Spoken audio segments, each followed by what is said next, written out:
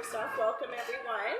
Thank you for coming to the Port Elgin branch today. My name is Nancy. I'm the program coordinator for the library, and I have Jeremy Clark with me today. He's our digital initiatives coordinator. So today we're going to be talking curling.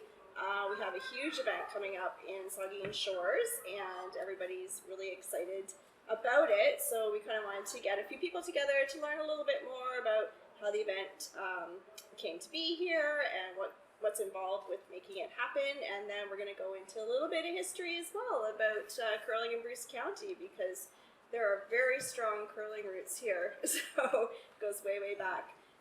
So I'll introduce everybody here first off, and then we'll get started with everybody's presentation. So just a little quick introduction. First off, we have Lisa Billing here, and Lisa is from the town of Saugeen Shores, and she's one of the people who are involved with planning the event. We have Tori, Matichuk. I'm going to mess this up. Matichuk, yes. Tori works with economic development with the County of Bruce, and again, they're one of the sponsors of the events and are very involved with supporting that here. We have Vatri. Evan's my counterpart at the museum, program coordinator. And Evan's going to share a little bit about the history of curling and in Bruce County, and then he's brought some artifacts to show us today. And then we also have Doug Flowers, and Doug Flowers is the chair of the 2023 Ontario Men's and Women's Curling Championships, known as the Tankard Scotties. So he is the magic behind this whole organization, and I appreciate all that work that goes into it, because as program coordinators and in our respective jobs, we know that there's a lot of work that goes behind organizing such a large event. So thank you very much, and thank you everybody for joining us today. So first off, we're going to have Evan go first. So he's going to share a little bit about the history of curling here. He has a little bit of a PowerPoint presentation, so you can just watch behind there. Yeah. And then he'll share a little bit more information about the artifacts he's brought today. Okay, hello everyone. My name is Vatri, obviously the program coordinator here at the Bruce County Museum and Cultural Center, located in Southampton. First thing, again, I'm not personally a Bruce County local. I was not born here, but I'm learning quite quickly that there is a very proud tradition of curling in this county. And of course, working at the museum, we're the stewards of the cultural and historic past of the area. So as a result, I've learned quite a fair bit about curling in my time here thus far. So again, curling itself started in Bruce County as soon as settlement happened. Of course, some of the early settlers from Bruce County were Scottish. So the Scots pretty much have a very heavily steeped tradition of curling within their society. And of course, when the settlement happened, they brought all those traditions with themselves to here. Some of the earliest established curling halls were done in Walkerton, circa around 1870, and Southampton and Kincardine around 1875. You're seeing, as soon as the settlement of a community would happen, usually after the church and after some basic administration, it was literally the curling hall or the curling club that would have immediately formed thereafter. So again, very proud tradition and really a hallmark of settlement actually in the area. It's an example of the third space that a lot of people are sort of searching for nowadays. If you weren't working or at church, you were most likely partaking in some seasonal hobby. Curling was that. For a lot of people and a lot of early settlers, the curling club was the third space. Playing on ice was a little bit trickier, obviously, in the 1870s. So a lot of it was mostly based outdoors. You would see some probably structures with light covering. It wasn't like the quasi-arenas or essentially arenas that we have today. It was much more different and a little bit more, I shouldn't say ramshackle, but it was sort of like they just sort of were looking for just getting that basics met and then just rolling with it. So they were a little bit more rough and tumble than we are today. Evan, excuse me. Yes. Maybe Doug, could you sit on the chair over here during the presentation? Sure. Oh, sorry. Thank you very much. Okay, so So now everyone can see me. Okay, one of the artifacts that I brought along was this beautiful curling rock. Now, if you look on the table directly in front of us, this looks like your normal curling rock that you would see in arenas all across Ontario, but one key difference, of course, this dates from the 1860s and is not made out of rocks, a rock at all. It is actually made of wood. Granite was hard to come by, and again, like I mentioned, everything was sort of being built as quickly as possible, and if you want to start curling faster, you're going to look at your most abundant resource that you had in the community, wood. So again, a lot of the first curling stones were constructed out of wood. One interesting thing though is that they are regulation weight and size. That's something really big as well. These slides sort of mention how curling clubs were sort of a bedrock of the communities. Most importantly as well, you also had women's curling clubs formed, and you're seeing purpose-built curling clubs, of course, being established as early as 1894. So again, really interesting stuff. The most important thing, the biggest take home is that this was sort of, during the winter season, this was sort of a really big activity for men, women alike. Interestingly, they also, because it was so important to people, it also came with local prestige and a lot of prizes associated with them as well. So again, we have this lovely photo. This is most interesting enough, one of our guests in our audience today actually brought the photo with them. They must have some personal connection to them, so I'm going to be very accurate in the way that I speak, just to make sure that I hit all the important points. Of course, this photo was taken on January 29th, 1903. And again, the Port Elgin Times mentions the conclusion of this great curling tournament. The most interesting thing that I like to point out here, if you can see, I'll just point, you can sort of see here, these are all sort of the curling crew with all of the prizes that they have accrued and won from this tournament. Interestingly, you can see these four objects there, and these are the newfangled electric lamps that they were so happy to receive. This was the equivalent of winning the newest iPad, I guess, was from our perspective today. But interestingly enough, electricity and electrification of the area was quite spotty in 1903, so would they have had an outlet to even plug these in?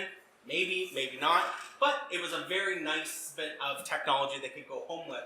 Also as well, they won berry trays, crystal berry trays, that would cost approximately $15 in their time, which works out to be close to about just over $500 today. So again, it's a lot of money. Like there was a lot of prestige, there was a lot of money placed into local tournaments. They also won a brass clock. I don't know how big this clock was, but it had a value of 1903 of $10, so that works out to equivalently be about $330. So again, big prizes, and of course, upon their return, they were met with local fanfare. So these folks became local heroes and brought a lot of pride to the community. Also, as well, there was a huge bit of trophy culture. You can see that by the two trophies I actually brought today. The one on the left, the shorter one, dates from approximately 1902 from the Southampton Curling Club. And of course, this was presented by the Governor General of Ontario at the Ontario Tankard at the time. So again, a lot of prestige, and it was a mark of status within the community, something very important. This here, I couldn't bring this guy. This is the coolest curling trophy that we have at the Bruce County Museum and Cultural Center. This one dates from 1897. You can just sort of see the care and just how ornate it actually is. It's made out of silver, and it had a retail price of 1897 of $125. So that was not only for the trophy, but that was also with the prize money as well. So that is the 2023 equivalent of $4,400. So again, there was money involved in this, and the population at the time was mostly farmers.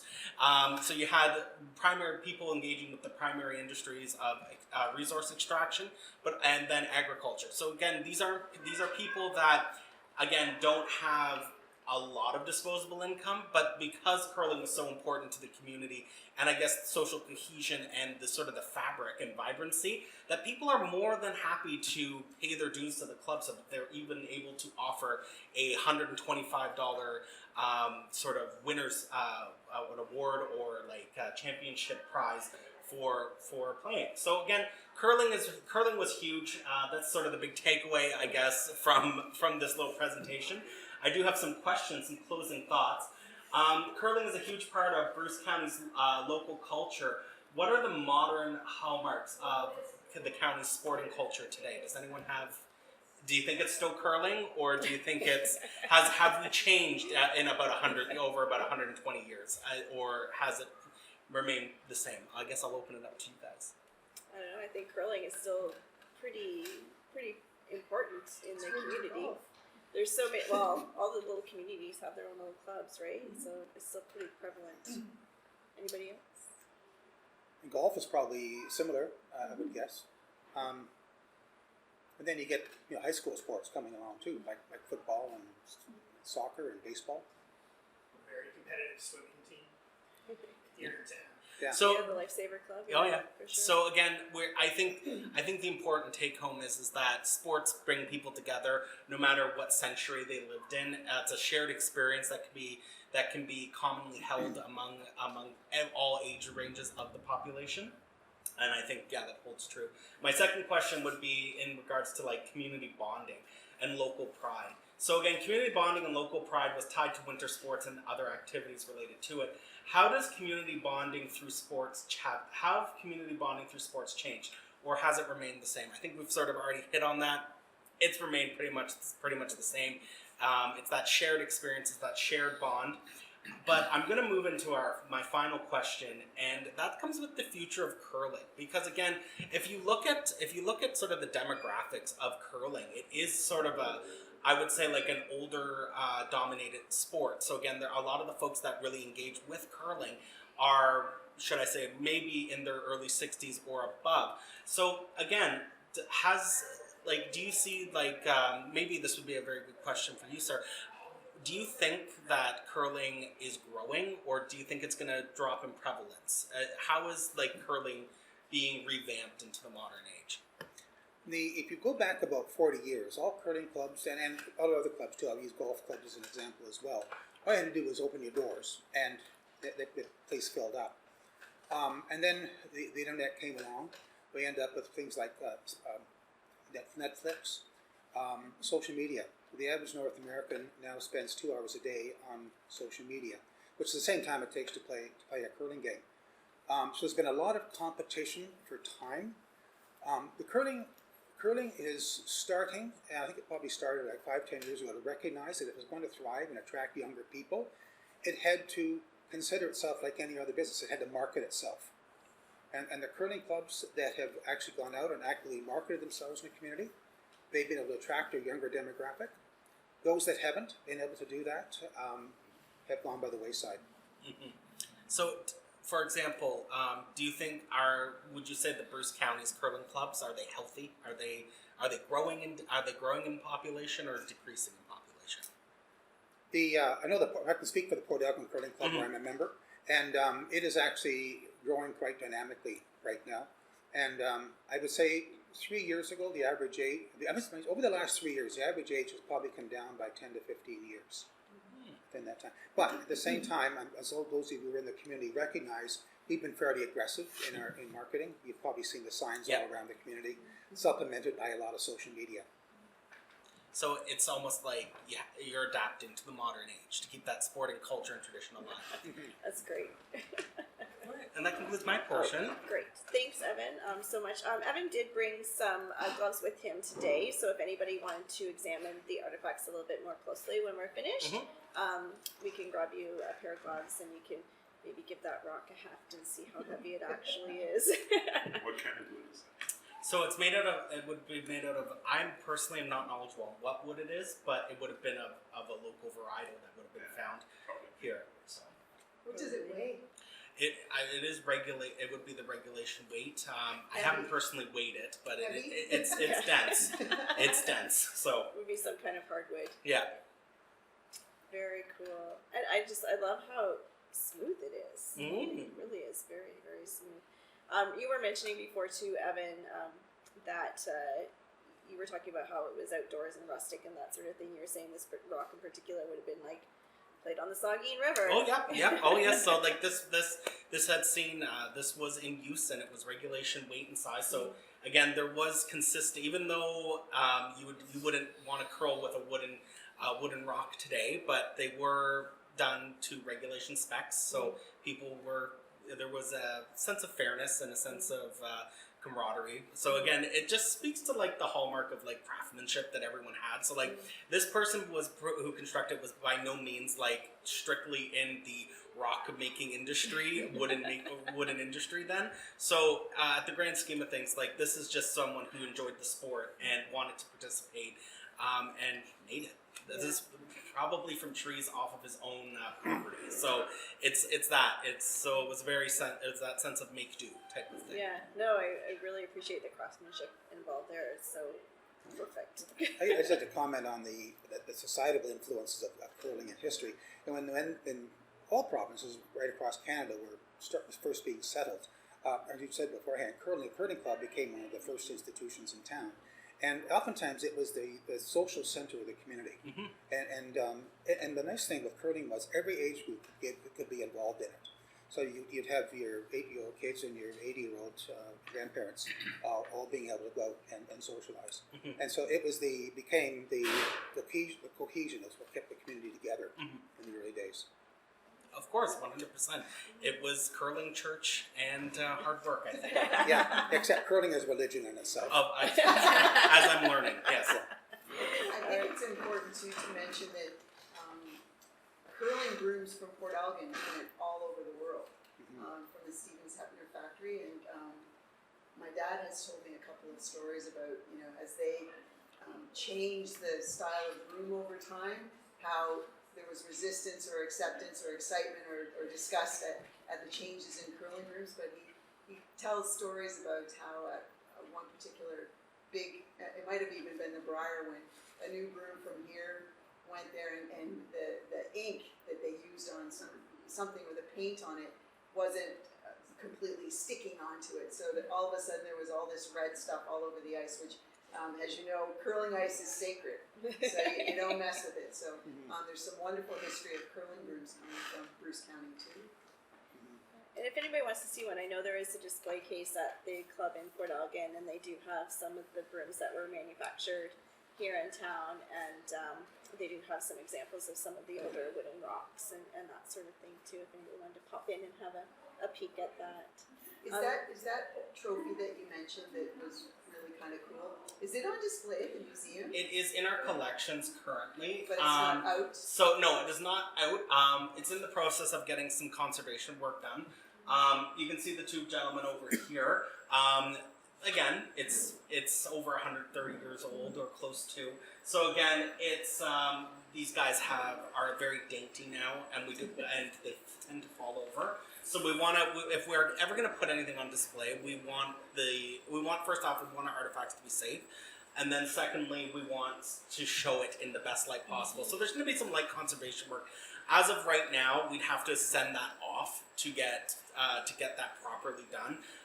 And then there's like a real debate of like, especially with artifacts, do we allow things to show their age and to tell their story that way, or do we want to like go through the process of conservation and collect, like sort of managing it within the collections? But of course, I'm not collections, so I can't speak to the direct ins and outs of it.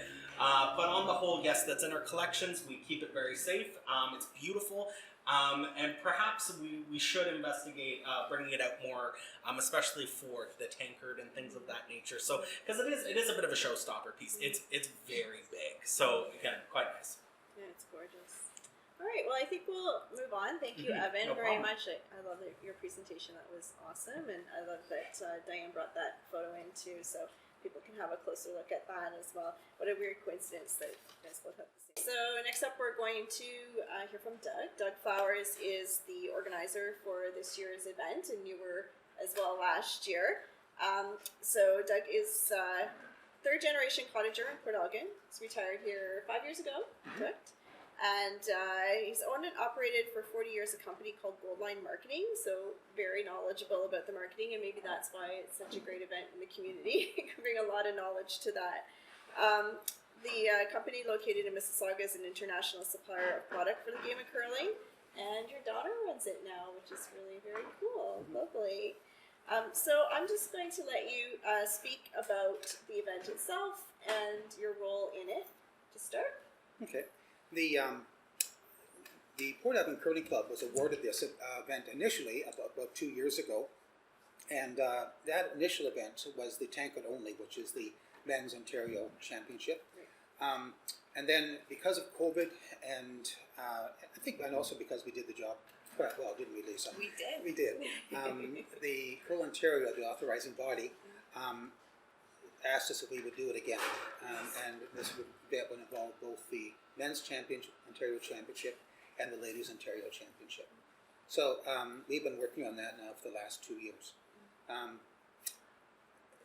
We have, in terms of the organization, we have about 245 volunteers, and we work on 7 different committees. It's been a huge amount of time and effort that has gone into it, and I think everybody's quite proud of it, but at the same time, if anybody was to come and offer us another event for next year, there would be mass revolt. Too much, yeah, a lot of time put in. It's very exhausting. It's very exhausting, but it's very worthwhile, and I don't ever want to think that we're complaining. It's just been a huge effort. Mm-hmm. No, for sure. So you were talking about there's 7 different committees that people can volunteer for. What are some of those roles that people take on as volunteers? Yeah, there's a facilities and operations committee that basically liaises an awful lot with the city, the town, and it's basically in the facility ready for curling purposes. Any of you who were at the event last year were probably amazed when you walked into the Plex here in town at the transformation from a hockey arena, which we were used to, into this glorious facility for curling. It was a totally different look to it. There's finance and security, marketing and communications, volunteers. That's just Even just like physically in the building to help, monitor people coming in and doing registrations and all that sort of thing. Yeah, and the volunteer side of things, they produced a monthly newsletter. They have to wrangle 245 volunteers, and sometimes those volunteers are from Kincardine, and husband says, I co-work with my wife. We're in 2 different committees, but we would like to work the same shift together, same shift. So there's a huge amount of coordination involved. So that's a very time-consuming portfolio. So it's, everybody, I have to say, I've worked with a number of host committees now for different events over the years. This one here is astounding in terms of its skill level and its dedication. When you put together an event like this and you pick the proper people, it's overwhelming how committed and capable they are. So I've been blessed with a great committee. Absolutely. And great institutions such as the town to work with, like people like Lisa and Tori. Right. They've been great to work with as well. Yeah, no, that's fantastic. Oh, that's great. So you were talking a little bit about last year and how I remember that last year it was very kind of almost nth hour before we knew that it was going to be in person. And this year adding in the women's as well. Do you want to talk a little about how that has kind of changed things for you? Last year we had 12 teams because it was men's only. This year we have men's and women's, so we had 24 teams. So that is definitely a difference. Last year because of COVID, we were limited to 50% capacity. So we were only allowed to have 500 people in the building at max. This year we could have approximately double that. At this point in time, ticket sales would indicate that we will be at that capacity level on the weekend, particularly. And we're able to do social things. We had planned for At-Grade Curl, we called it last year, which was from Wednesday on. People who are attending can come up to Rotary Hall, we call it the house, and starting about 8:30 at night, there's going to be entertainment and different restaurants in town. They're going to be serving appetizers for free. It'll just be a social place to gather, Nice. as we just learned Curlers love to They do. like to be social. They love to be social. Yeah. I love that. Where could we find some more information about tickets and some of the events that are happening, maybe after hours, that sort of thing? Okay. If they go onto the Port Elgin Curling Club website, yes, all the information is there in terms of how to purchase tickets, all the events that are taking place. Right. And the dates are again? The dates are January 23rd to 29th. Very close at this point in time. Very close in time. You must be. Yeah, the anticipation is very real. Excellent. All right. Well, thank you. You had mentioned working with Lisa, so we're just going to turn this over to Lisa for a second here. So Lisa is the recreation manager for the town of Saugeen Shores. So you have a big role in this as well. So you want to talk a little bit from the town's perspective, some of the things that you've had to do in order to prepare for the event. Yeah, sure. First, I'd like to say it's really a team effort, and it is the team that works with me that really makes all of this happen. From our facility staff, the frontline staff that run the arena day to day, to our maintenance staff. We involve our service contractor who oversees kind of our refrigeration plant at the facility as well. So that we had to kind of engage that group of people initially to even understand, can we convert the Plex into a curling club? And I remember when Doug first approached us, which would have been in the depths of the one of the first lockdowns, I think, maybe the second one in January of 2021 or so. And we thought, wow, if we're going to do this, this is going to be this is a wild opportunity. We have no idea. We knew we were also working with different type of equipment. We knew facilities have been converted into curling clubs before, but oftentimes they're the ammonia-based refrigeration system. The system that we have at the Plex is a unique system that uses geothermal and it operates a bit differently. So we had that working with us as well. But the team that comes with Curl On, they have lots of specialization within their crew. So planning for last year's event, the 2022 event, looked a little bit differently than what we had to do to prepare for this year, because we felt and we do still feel like we really have an understanding of what we need to do to convert that facility over. So we started those initial conversations, and then from there we also engaged our frequent users of our arena facility, because to take an arena offline in the community for 10 days is significant, so we needed to consider that impact as well. And our regular user groups like Saugeen Shores Minor Hockey and the Skating Club, the Saugeen Shores Winterhawks, have been nothing short of amazing, and everyone wants this event in the community, so they've rearranged their schedules, and we've rearranged some things on our end so that we can accommodate groups throughout the day in Southampton as well. So it really all it's a big team effort, not only from the staff at the town, but with the different committees, the Port Elgin Curling Club, the different groups all working together to pull this off. Right. So in starting to plan for this event, Doug, you kind of touched on it, but how far back in time would you have looked at this and said, okay, we need to start? So I think when we started to think about the initial event, it was in probably about January of 2021, and then we knew it was coming in February of 2022. And having those conversations during the pandemic was interesting as well, because really up until literally the week before, we knew at one point we could run it, but we weren't going to be able to serve any beverages or food, we were still going to do it, but it would not have been the essence of a curling event that people would have been looking for.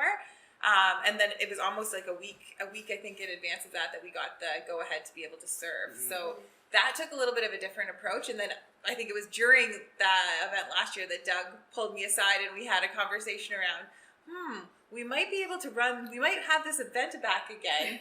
Let's talk about doing it again in 2023. So we were already kind of having those conversations as the 2022 event was going on. And then since then we've been working with Doug and his team, and on our end we set up a monthly meeting, and at that monthly meeting we go over all of the information that we needed to catch up on from the previous month, and then My team also works with the different subcommittees as well. So if there's sponsorship or banners or measuring of things or reconsidering different logistics, where we work closely with the team. So about a year really to pull it all together. Yeah. I bet you it goes fast. It does go fast. It's actually hard to believe that it's happening this basically on Thursday. We're going to be putting our staff to work to flip things over, and that involves removal of the glass, altering the facility, raising up the netting, adjusting temperatures. All of that goes into us converting that facility over. But it's pretty remarkable to walk in and see it converted. How long will that conversion time take? You mentioned starting Thursday. When do they anticipate being ready to go? So we'll officially hand over the arena to the Curl-On Ice Techs on Thursday night about 10 p.m. And then their team plus the ice crew from the Port Elgin Club and the volunteer committee will start basically converting the arena at that point. And then there's different subcommittees that come in to lay down the plywood and the carpeting that goes down. There's a whole group that takes care of kind of the bunting that goes around all of the arena boards. So there's basically fabric that wraps the entire perimeter, which gives it that kind of curling club look. And I'd say probably about 3 days until all of that is complete. And then Monday, the groups will start to practice. And I think it's Sunday night that the volunteers from the local club actually get to test out the ice surface. Nice. Very good. It's amazing that it happens that quickly. It's a lot of work to do in those few days. It is amazing. And the Curl-On team does a lot, as do the volunteers with the host committee, really. They are the stars. What I think is even more extraordinary is the turnaround to take it from this huge event back into an arena in less than 24 hours. We're back with the figure skating club on the ice on Monday afternoon. It's unbelievable. Right. Yeah, it's very cool. Now you had mentioned Curl-On. Curl-On is like the overarching group that looks after these events, and they will send their own ice team to make the ice for the event. Yes, yeah, they have I think 3 or 4 different people on their team, including an ice tech who I think travels with them everywhere.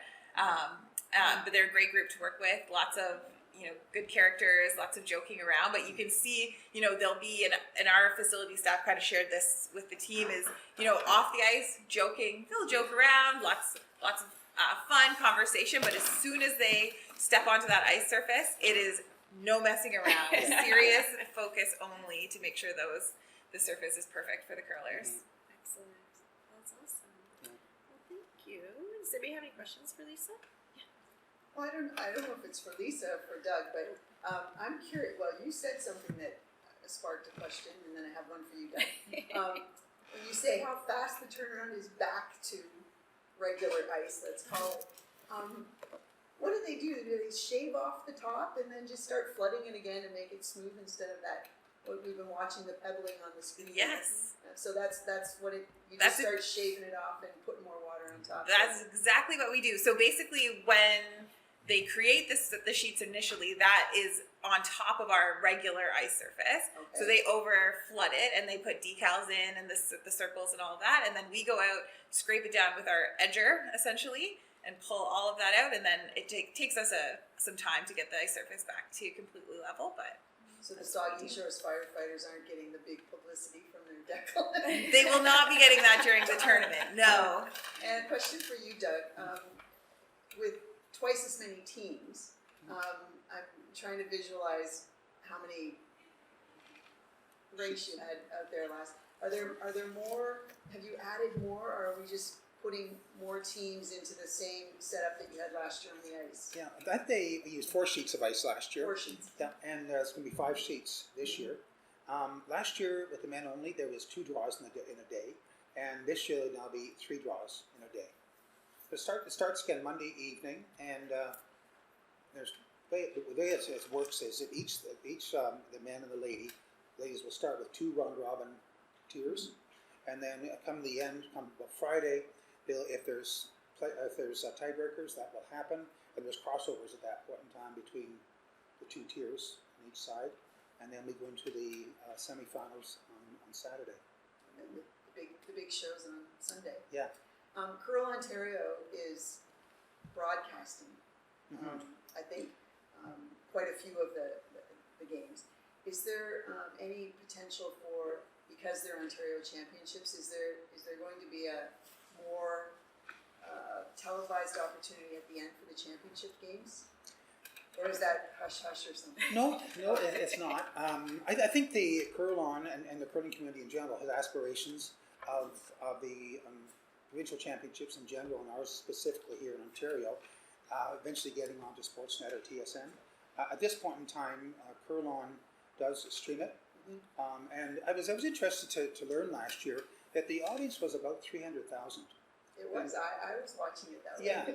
Yeah, and it's my guess is that this year, given the fact that we have the men and women both, and that we have some really big names at this one here, you know, Glenn Howard and Rachel Holman and John Epping and Mike McEwen, that will have even larger streaming numbers, which is great for our sponsors. And it's one thing I should mention is in this community, we had tremendous response from local sponsors, which really makes an event like this possible to put on. And all of them, all the top 14 sponsors are able to submit a commercial. So during the streaming, they will get profile to that 300-person audience.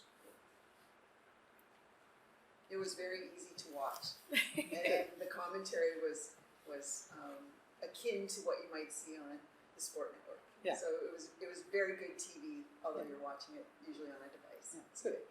I find that interesting what you said about the names of the people and the teams that are coming, and I find that curlers are starting to have more of a social media presence too. So there's a lot of people that follow Team Home and the the Howard teams and that sort of thing. So I think too they bring in their audience as well. Yeah.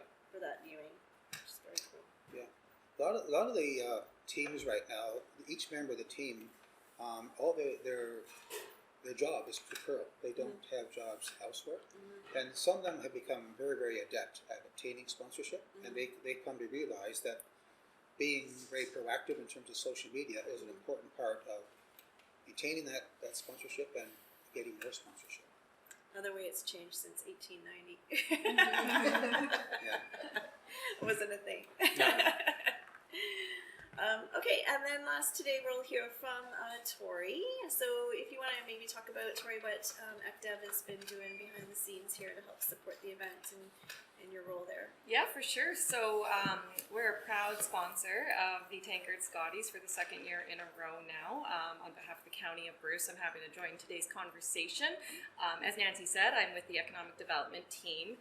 And so naturally, this is a huge fit within our department because we're attracting residents to get out in their own communities and experience something, as Evan was saying, that has this bonding aspect, right, and builds this community and gathering area, which is really important in the work that we do. But additionally, it attracts out-of-towners, non-Bruce County residents, which not only stimulates our economy by directly bringing in revenue and assistance to our businesses and supports and people being able to see the natural beauty of Bruce County, from our outdoor amenities to, again, our businesses and operators, but it also allows us the opportunity to market the county as a place where people can consider moving one day. Ultimately, our goal is to increase visitation, attract those visitors, encourage them that this could be a great opportunity to consider moving to. Additionally, the ultimate goal too is to have them potentially start a business here. Through our Economic Development Department, we directly do support businesses all across Bruce County through a variety of programs and initiatives, and whether they be through education and training, assistance in connecting them with anyone they're looking for, whether it be community partners or municipal staff. Of course, Bruce County, we do cover 8 local municipalities, and working directly with our municipal counterparts, we create a lot of wonderful supports for our aspiring entrepreneurs and existing long-term businesses. And so, Doug mentioning about the sponsorship aspect and volunteers, this is the type of event where we're attracting, you know, thousands of people, and I believe the economic impact of such event is looking at around $1.4 million. That's huge. It is huge. And when we think about, you know, Doug, you mentioning about having our local restaurants offering their food and beverage during this event, that's exposure for them. It's allowing them to pay their staff extra time. It's allowing them to promote their businesses and expose more individuals to the amazing quality service and food we have in the area. And so there's just, at the end of the day, economic development, we touch a little bit of everything, right? And so an event like this is just so impactful and so important to our region, and not just Saugeen Shores, but the whole region as a whole, you know. So whether there be an individual in Tobermory who's driving down to Port Elgin to enjoy a match or two, or the whole week perhaps, or we're looking at people from across the country or province coming to the area, there is that economic impact. And so we're really excited about being a part of the event again. Yeah, no, for sure. That's amazing. And yeah, I think too, like, I love how this event is a great way that brings all these different groups and organizations together. So, you know, we have economic development from a county level, looking at, you know, the overall impact to the county and the economic advantage to having an event like this here, you know, versus our municipality. Of course, you're getting the benefits of that too, and everybody just kind of coming together as a team to make it all happen. Yeah. I think just to add to that, Nancy, the Rotary is running our 50-50 draw. All right. And so there'll be quite a substantial sum of money raised through the 50-50 over the course of the week. And the entire proceeds from that don't go to the winner of each one, is going to 5 different charities. And so, and none of those funds are being retained by the host committee or anybody else. It's all going to local charities. 25% of the ticket sales made by 13 different curling clubs in this area is being retained or given back to those different curling clubs. So there's curling clubs within this area are splitting about $15,000 or $16,000 amongst them. Yeah. And so they, and then I guess of course the Port Elgin Curling Club is going to be making a nice profit out of this as well. But that's going to go back into upgrading the infrastructure within the club itself, which many times employs local tradespeople, local contractors. So I think there's a substantial ancillary benefit too, beyond just the impetus to the local retailers and restaurants. Yeah, where can we find these Rotary tickets? I'm interested. You have to come to the You game. have to come to the game. Awesome. I think that's actually a great thing to note too, is that this isn't just about, as you're saying, the local business, but it's community groups, and again, that impact that by increasing the value and making those upgrades to such infrastructure will hopefully encourage more people to consider getting out in the community, going curling, being exposed to this, and ultimately creating more of a vibrant and healthy area where people are attracted to move to, or to, as residents, to get out and network. And again, building those healthy communities is really important to us as well. And so this is that type of event that really exposes our residents and visitors to life in Bruce County, right? So again, that ripple effect is huge for such an event. And Nancy, I should also mention that the town of Saugeen Shores and Bruce County, along with the museum, will all have a booth set up at the Plex during the whole event. Awesome. And so we'll have a representative from one of our organizations there to help interact with visitors and answer questions, hand out some information. In addition, we'll have a kind of an interactive type of activity where individuals can potentially enter for a chance to win prizes. So again, just looking for some getting to know who's coming, right? Are they locals? Are there people from across the country, or again from the province, and how we can interact with them, learn from them, again, to gather that information and thank them for coming. That's great. What an awesome idea. Love that. My daughter just happens to work in the recreation department of the city of Calgary, so of course I talk to her about this all the time. And she's, of course, always trying to find out how she can get seniors in Calgary engaged. So she is quite thrilled to see that her father, who is quite definitely a senior, No. is being totally consumed by an event like this. I think she thinks it's interesting. We have 245 people who are mostly seniors because they have the time Right. to do this, have become totally engaged within our community. I think it goes back to what we've talked about in the very beginning about that, just that sport being that bonding experience for people in the community, or basically all new Oh, here. all hands on deck for a big event like this, no? So Yeah, that's right. again, it's a nice to see that it still rings true in the modern era. So it's good. Yeah. Exactly. I should have to mention too that I think we have the longest name in history for an event. Yeah, it was- Port Elgin Chrysler 23 Ontario Tankard and Scotties, presented by Bruce Power. Right. I did have that written Rolls on off here the somewhere. tongue. I've had to train myself to remember all that. But they're just interesting. I was talking about sponsorships. Those are just two of them referenced there. 54 sponsors in total. So it's quite substantive in terms of the sponsor support for this event. And I think that just really, again, shows to the community spirit. And again, opportunity for, I know a number of the businesses on the list are either long-standing Bruce County entrepreneurs or they're brand new businesses, just opening shop. And that's so amazing to see that level of support. And addition, I mean, not only to our local economy, but to themselves as well, that added exposure. And so I keep going back to how it all ties together, right? That there's lots of opportunity to be created because of this. And again, that community development side, as Evan's really talked a lot about that history and the importance of, the third building to go up is the curling club, and that's the gathering space, and that's what we're still looking to do is, as you're mentioning, Doug, 2 hours a day people are on social media. Well, we're trying to again encourage them to get outside or go to their local organization and network with other individuals and be active and get engaged. And again, that's what builds those vibrant places where it attracts new residents, attracts new workforce, which obviously is something we're all really looking to do, is bring more people here to help fill those vacant positions and understand the real value of living here in Bruce County. We've got a world of opportunity here. So Another fun first that we've been able to do is to create our own Tankard Scotties branded beer. Oh, Yeah. right. I was going to mention that. Tell us about that. let's get on to the beer. Okay. This is probably the most important part of the conversation.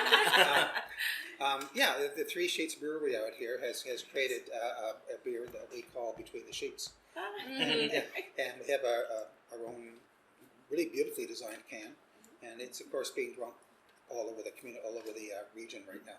And it'll be, of course, it'll be prominent during the event itself. Awesome. I love that. Between the Sheets, very funny. 3 sheets between the sheets, Right. right? Excellent. Did anybody else have any questions for anyone here today, or comments, or anything they'd like to share?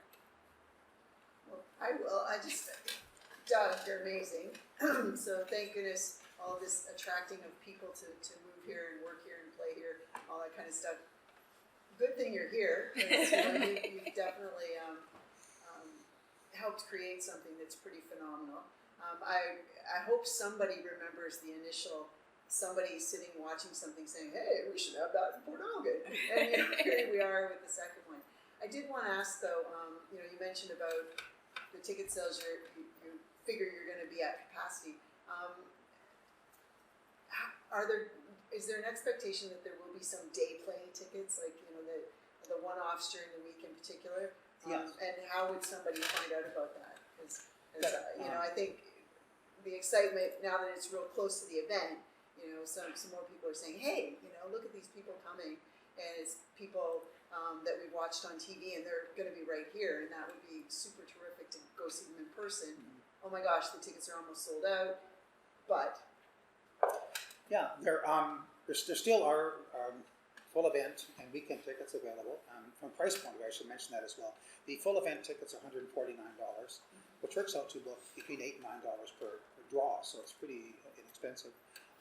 And then the weekend tickets are Saturday and Sunday are $80. The full day and game tickets will go on sale when the event starts on Monday the 23rd. And at that point in time, you could come in and say, I want to buy a ticket for Thursday morning or Thursday afternoon. And provided tickets there's availability, then you'll be able to buy them. The other thing that's going to my experience and the experience of a lot of people who've attended these events is that even though it may appear that a draw is sold out, a lot of people won't come. Like, people come up, let's say, from Kitchener-Waterloo for the week. They'll go to the morning draw, they'll go and tour the region in the afternoon, so they don't go to the afternoon draw, but come to the evening draw. So that means that seats are available. So we're going to be monitoring that, and as we see that they're available, we will make those available. We'll say, oh, looks like we got 100 available, so we'll sell maybe 75. So yes, people can walk up and buy tickets. Good question. Thank you. Anyone else? Okay, well, I think we can end it there. We were going to have Ed Nichols join us today, but it turned out he got a little busy as the ice maker at the Port Elgin Curling Club. But we do have a recorded video that we'll share online. I went up and spoke with Ed and got to throw rocks on the ice, and you can see in the background here, this video has been going with him doing the ice at the curling club there. So if you want to watch me very shakily throw a curling stone, you check out that video as well. Thank you again, everybody, for giving up part of your day to come and join us, and thank you for those who joined us here today in person. We will be sharing this recording online following, and go enjoy the event, have fun, and it's amazing. Thank you very much. Thank you for giving us a chance to expose the event and promote it again. Absolutely. Thank you. All right.